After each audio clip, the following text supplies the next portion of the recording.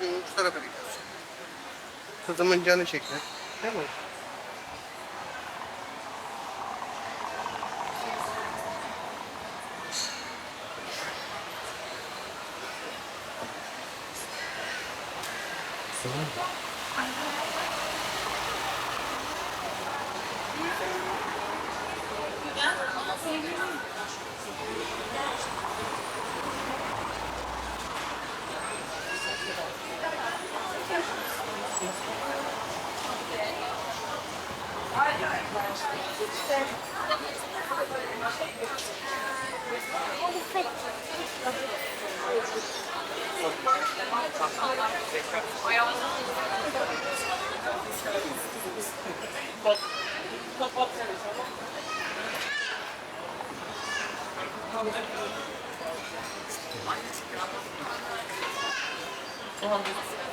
Gerçekten.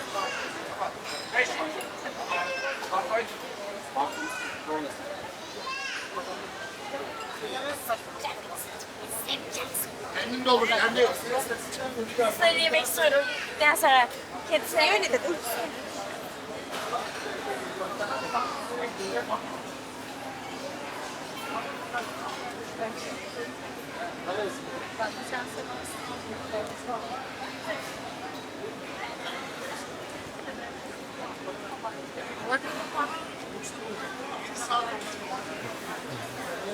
Ha?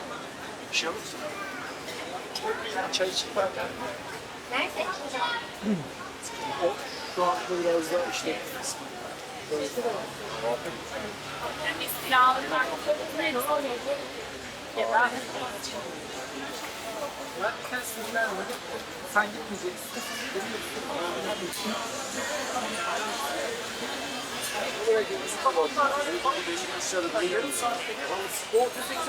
Kapılardan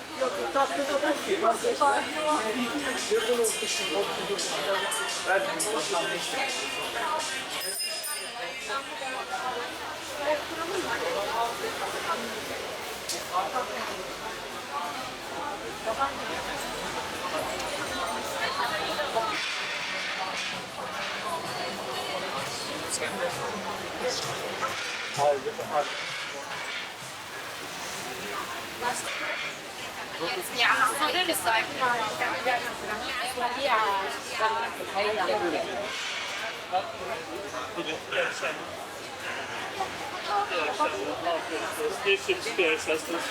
Tamamen gençler büyük bir personel. Sizlerin karşılığında. İyi. Tamam.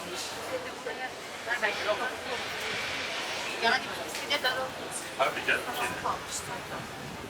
Yani şimdi şöyle bir şey var. Çok zor.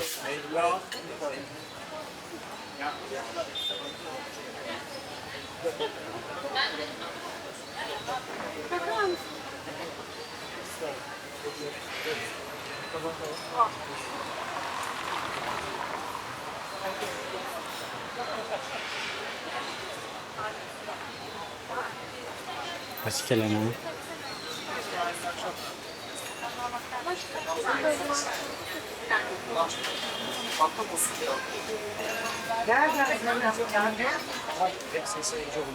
Dışarı çalışıyor.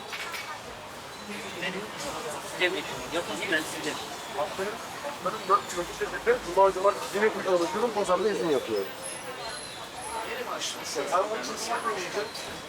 Gel. Hatta dolaşmayın masa aralarında.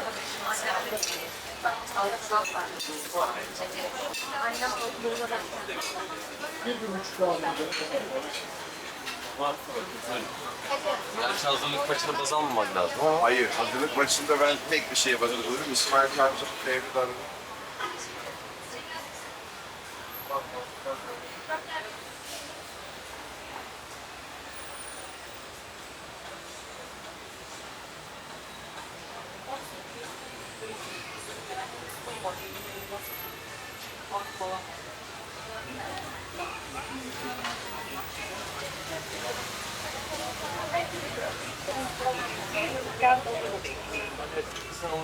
Uyandırmaya uyandım hemen.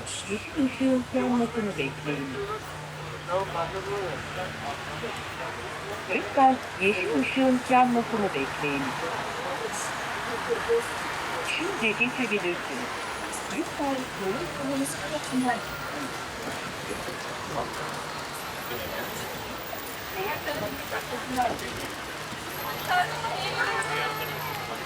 Lütfen yürüyün.